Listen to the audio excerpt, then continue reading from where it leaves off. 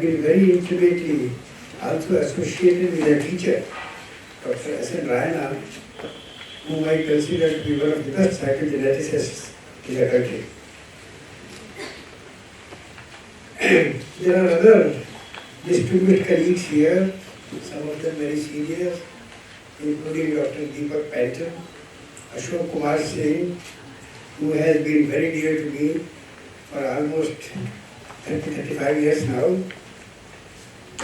Friends, as you might be knowing, this is my first visit to the Hansraj College in Delhi, although I have known about this college for a very long time, since one of my very dear students, Ravindra Hajela, was a teacher in this college, and he has been in the United States now for more than 50 years. Friends, I have been known in the country. I have 65 years of experience now, teaching experience. And I have been known to my colleagues and students in 3 different capacities. First as a teacher, I started teaching in 1958 after completing my master's degree from Merit College, Meerut. And then I got appointed as lecturer in Gorakhpur University when I started my career as a teacher of genetics and then as a scientist who enjoyed working in the area of cytogenetics. And subsequently, I started doing research in the area of genetics with very kind guidance of Professor R.P. Roy from Patna University, whom I consider to be my first teacher in the area of cytogenetics. And Dr. Bhargav, who was head of the department in Gorakhpur University, initiated me in the field of genetics because I did my master's degree from Merit College where I wrote a thesis on morphology. And Dr. Bhargav, during my interview for lecturership, asked me whether I would like to teach genetics.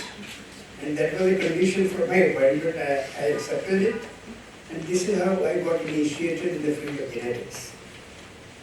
And subsequently, the third role for which I am known more than for my role as a scientist is an author for a large number of books.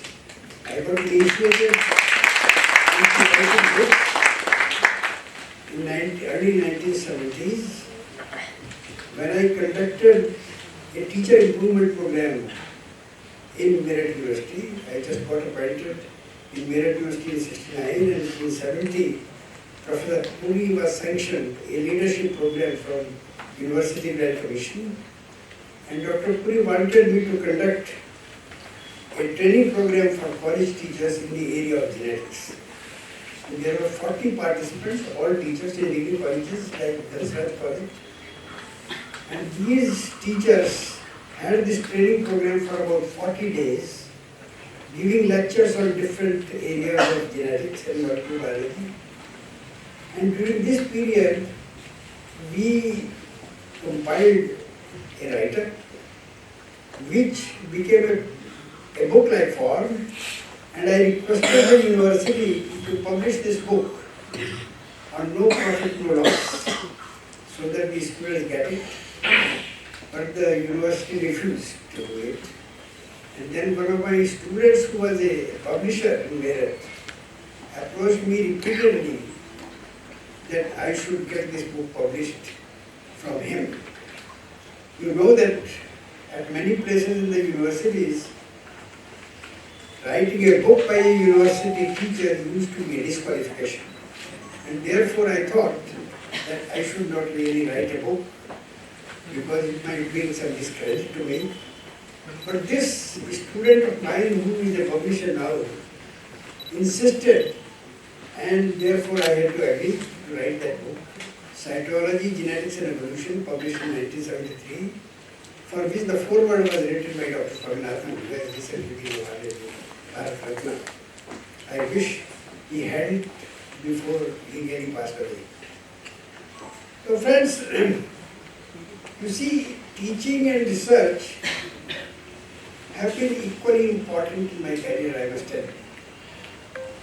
But teaching had a precedence because it is through teaching, reading and writing that I learned what I used in my research career. I always, even today, like to read and write on a subject on which I want to do research. And therefore, it has been exciting for me always to read and write on an exciting area of biology in general. And this is why I thought, rather than talking about the research I have been doing for the last almost 60 years now, I would talk about something which has been exciting for me during the last few years in the field of biology. And this is why the title of my presentation is Recent Excitements in Biology.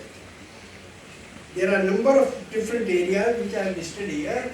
3D chromatin. 3D chromatin, which means that 2 meters long DNA has to be contained and compressed in a nucleus which is only 6 micrometers long in diameter. So this area has been a very, very important area of research during the last about 20 years. I would say rather ever since DNA helix model was published in 1953, this area has been receiving continuous attention, and new aspects of chromatin, impaction and containment within the nucleus has been something which has been a very active area of research. And following this, spatio-temporal omics, it means explosion, spatio-temporal organization of the chromatin, spatio-temporal expression of the genes, spatio-temporal transcriptomics, metabolomics. This has become a very, very important area of research in the last 10 years. And related to this, there is another very important area of cell atlases in human genetics, cell atlases in humans and model systems, which has also attracted the attention during the last about 10-15 years.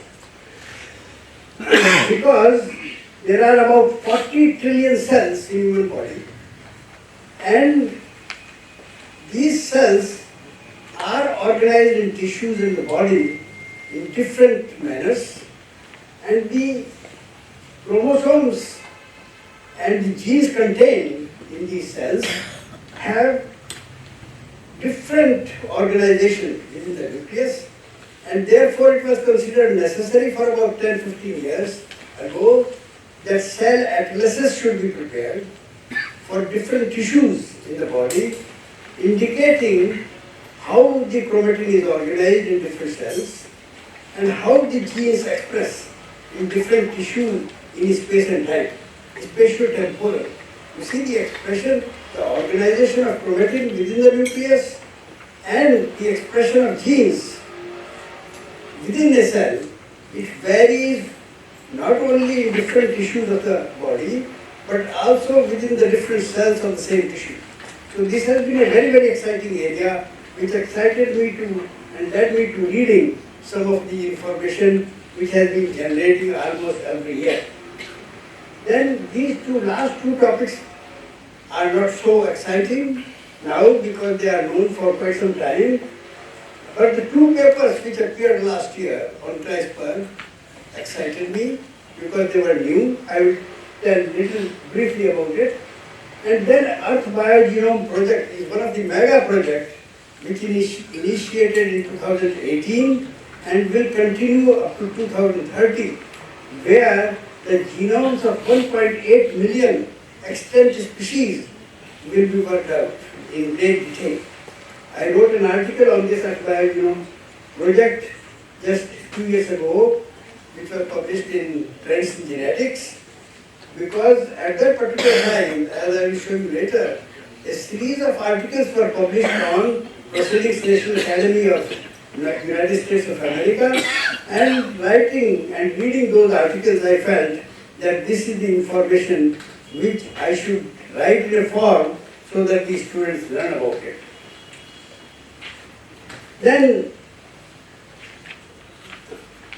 you see, this is a picture which I borrowed from an article published in Nature, 21st February 2022, on on the front page. This is a commentary, not really a research article, written by Dance 2022.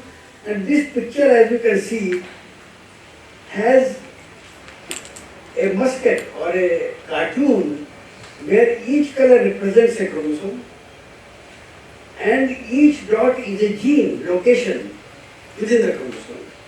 And you see it is very dynamic. Dynamic in the sense that these different chromosomes occupy different positions within the nucleus, in different cells and different tissues.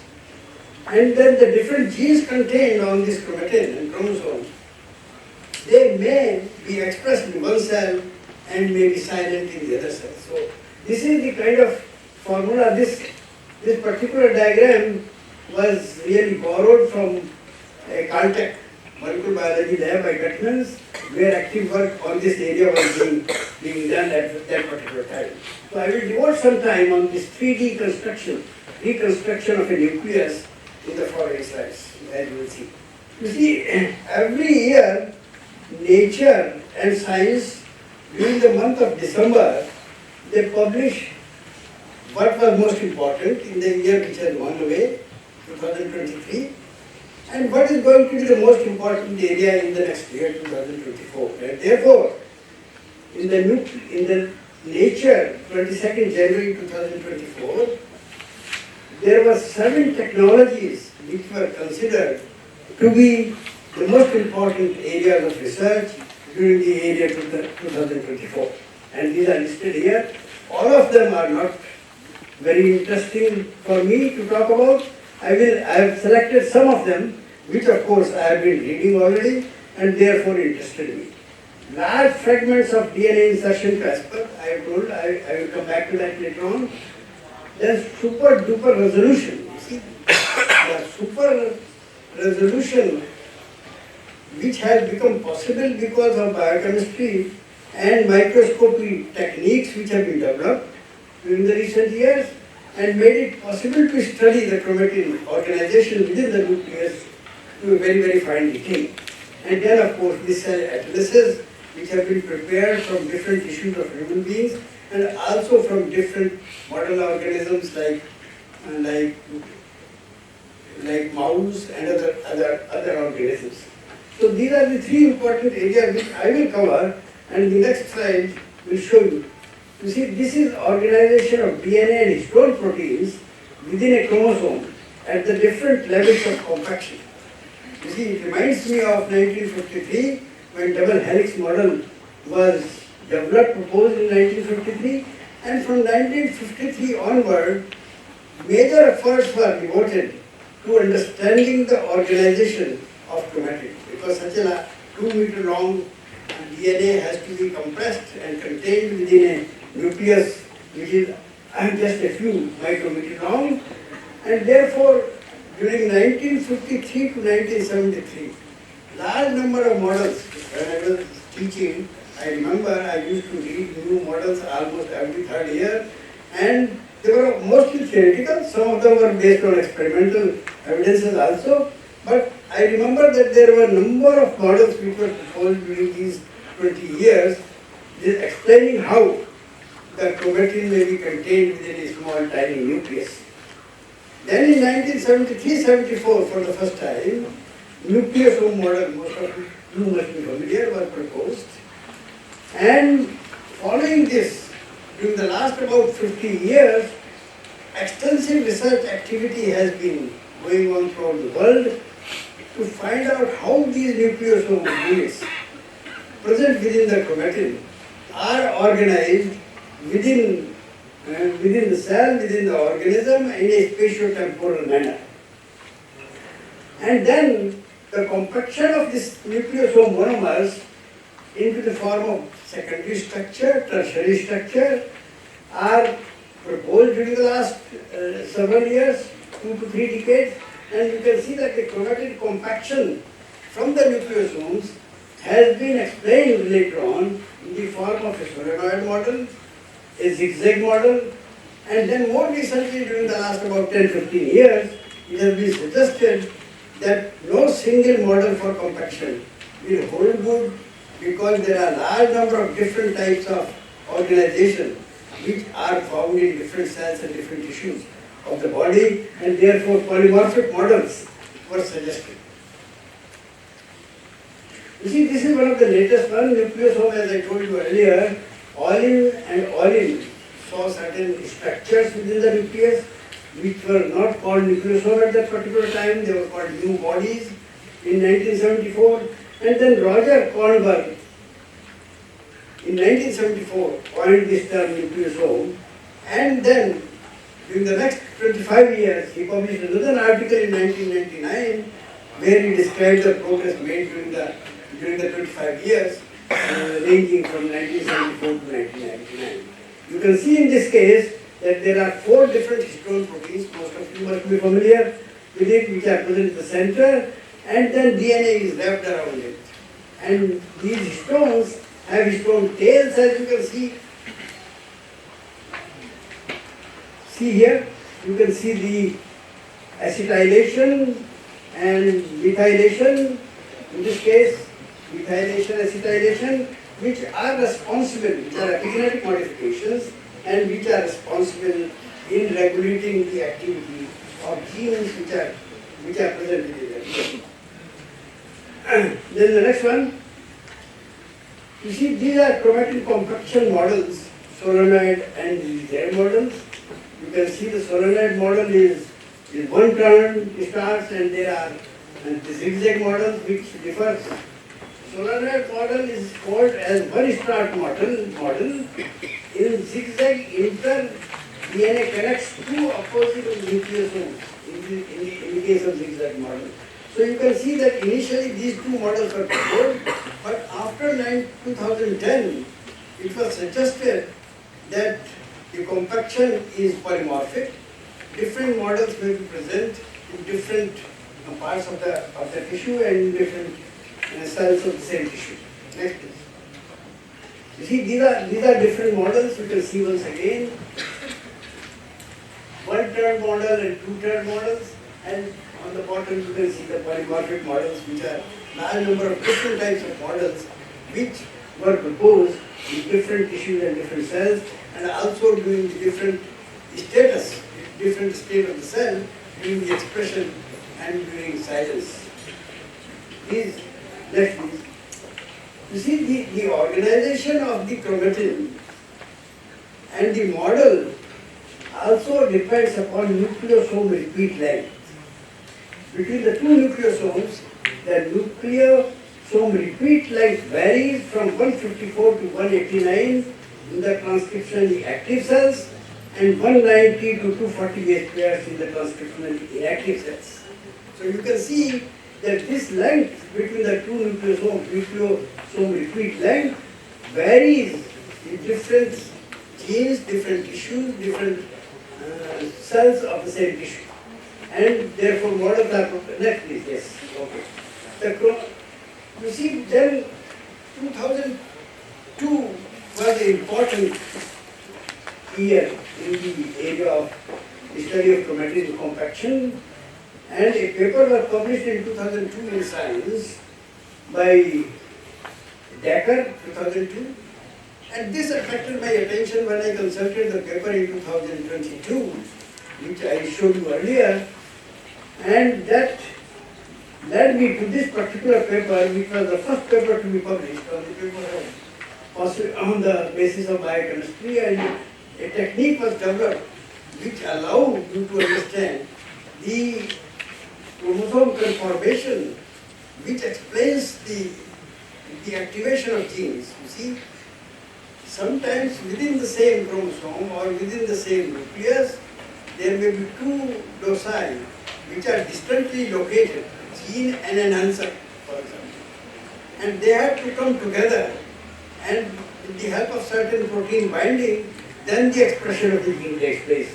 And this is what this technique I will show you later on. In this particular technique, formaldehyde cross-linking is done first. This is followed by eco-carbon digestion and intramolecular ligation, and then reversal of the cross-links, and then PCR-mediated detection of ligation products, and this allows the identification of newly formed restriction site. Next slide will show you this. The first slide The first diagram in this case shows you formaldehyde-induced cross-linking which takes place.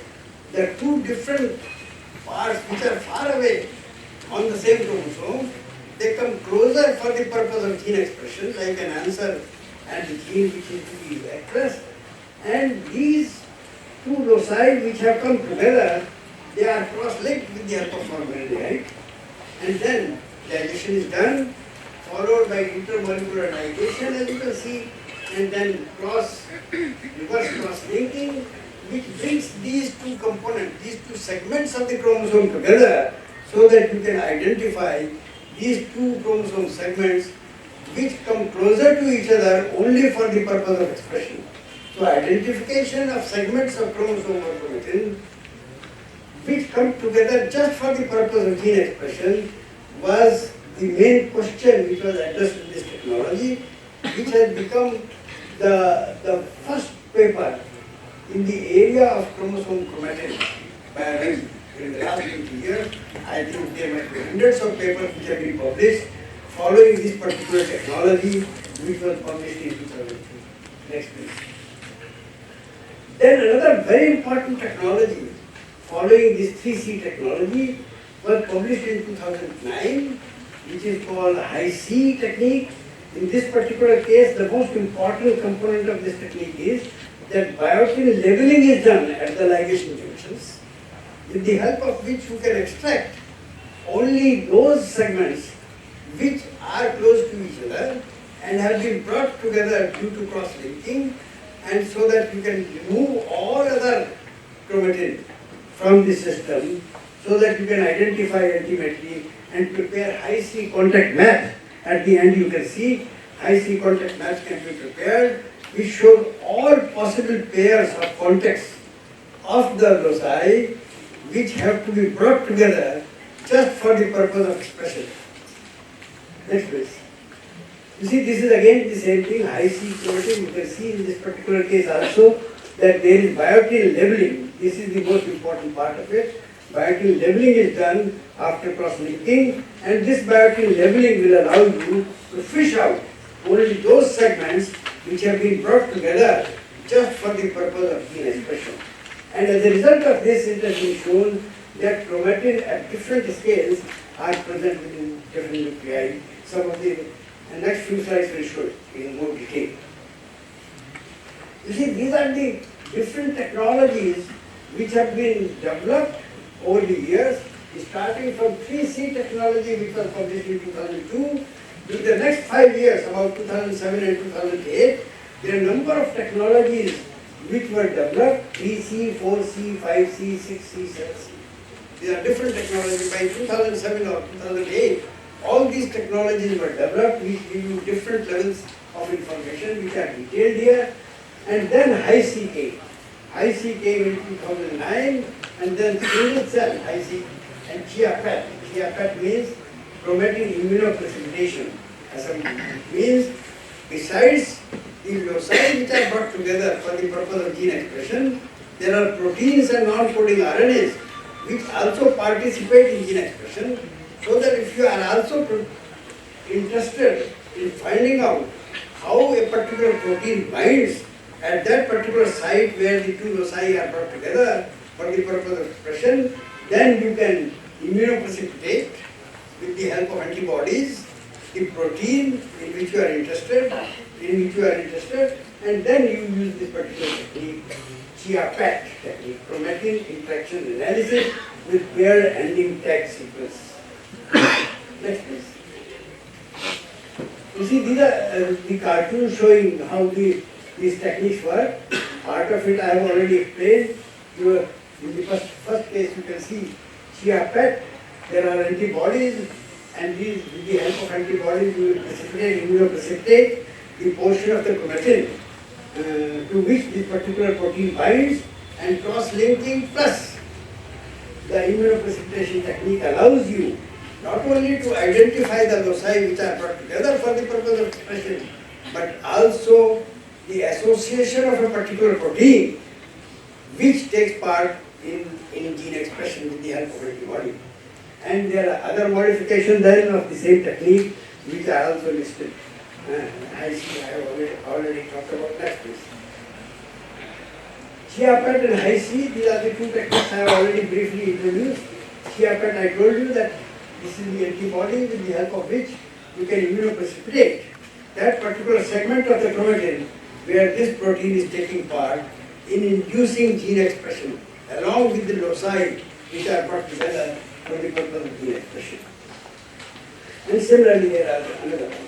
So you can see, therefore, on the basis of this research for the last 20 years, a hierarchical model of chromatin has been proposed, where you can see that there are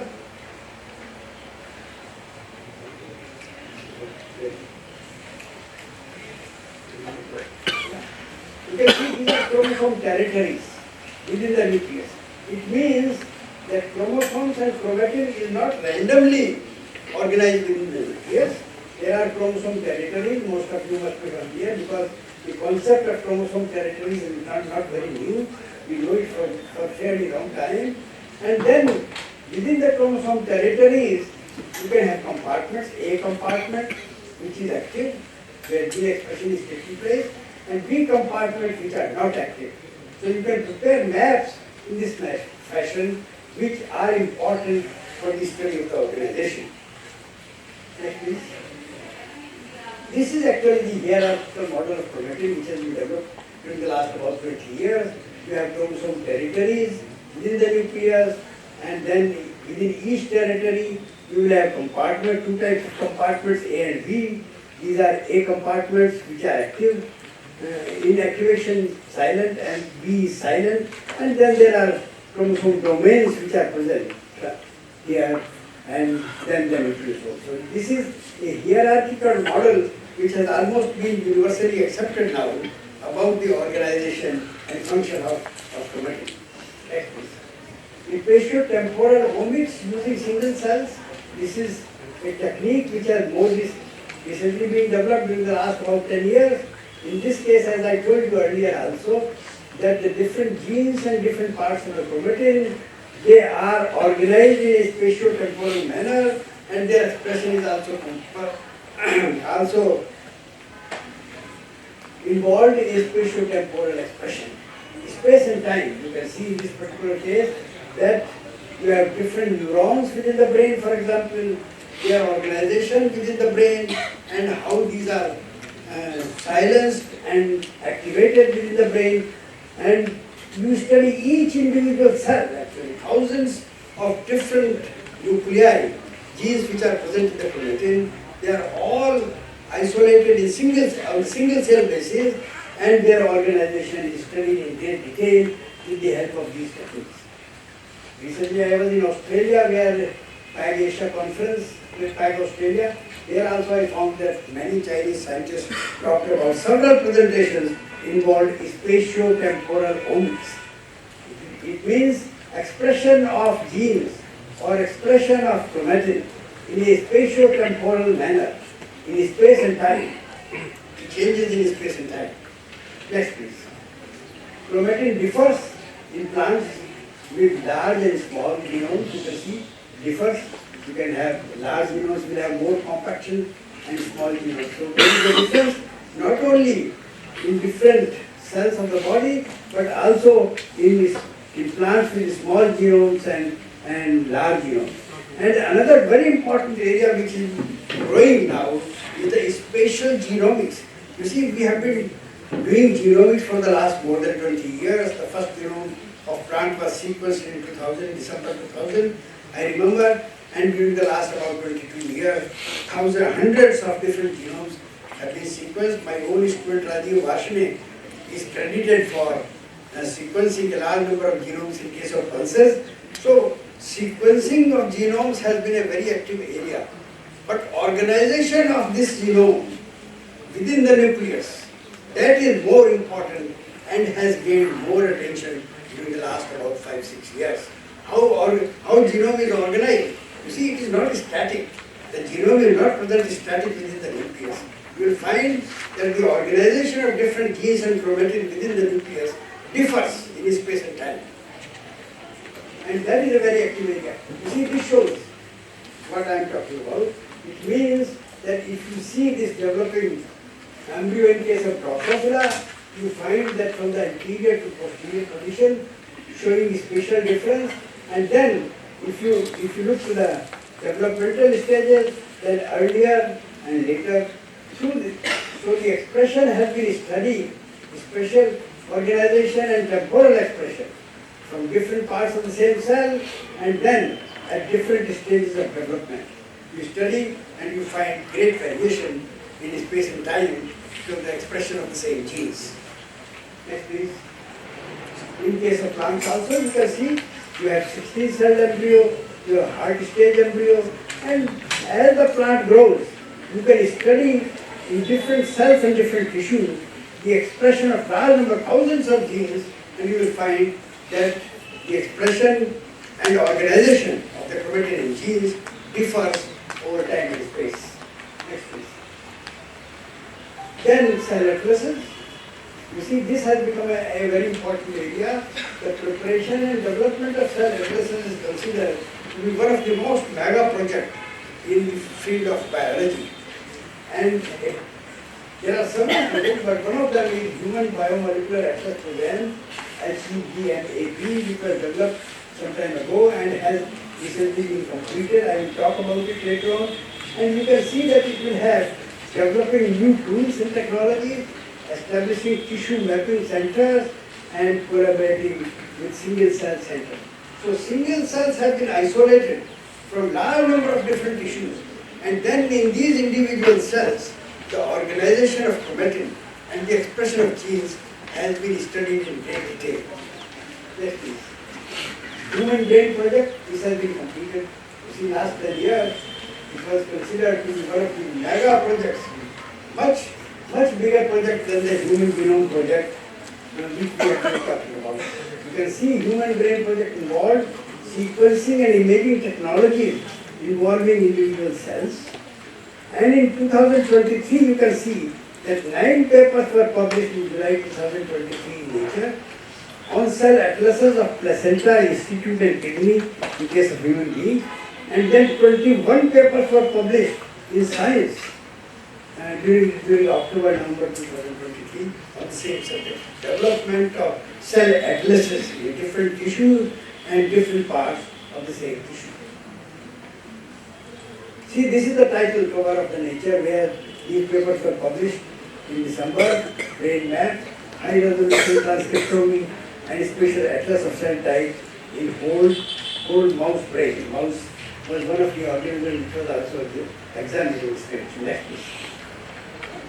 Then this is a brief mention. This is, all of you are familiar with this, but these two technologies, paste and prime root, these were developed only in 2023, which allow insertion of long segments.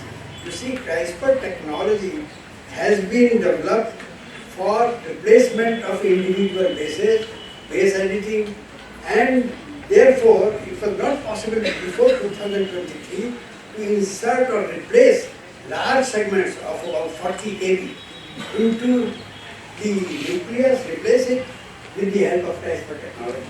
Therefore, these two technologies were developed. PASTE was developed at MIT, USA for in case of human beings, and prime root was developed in China for the purpose of doing it in rice and maize. So, both in plants and animal systems, it has become possible only last year to transfer long segments of up to 20 kb with the help of CRISPR technology. Earth Biogenome project I already talked about. You can see that this started in 2018 and there are 3 phases of this particular genome project. 2023, 94,000 taxa genomes were sequenced. Then 2024 to 27, there is a plan to sequence another 150,000 taxa, and then 2028 to 30, there are over 12,650,000 taxa. So at that particular time, 2 years ago, it was quite exciting for me. It may not be so much exciting now, but because in 2022 special issue of National Academy of Sciences, 9 papers were published on Biogenome project, Therefore, I thought of writing an article in Trends in Genetics, Earth Biogenome Project, present status, and this is particularly for the purpose of students who may not be familiar with this particular. Please, class. So friends, I have shared with you some of the excitements I had in reading and writing during the last about 2-3 years. I have been writing an article for Trends in Plant Sciences. It was accepted as an invited article to be published in Trends in Plant Sciences. But these 2 years, I have been writing dozens of times the same manuscript, but I am still not satisfied. Therefore, I have withdrawn the invitation, and I am still trying to polish this particular article for the purpose of the students and teachers. It has been a great pleasure to be here this morning. It has always been a pleasure for me to read and write and talk about it, what I learned myself for the benefit of the students. Thank you very much.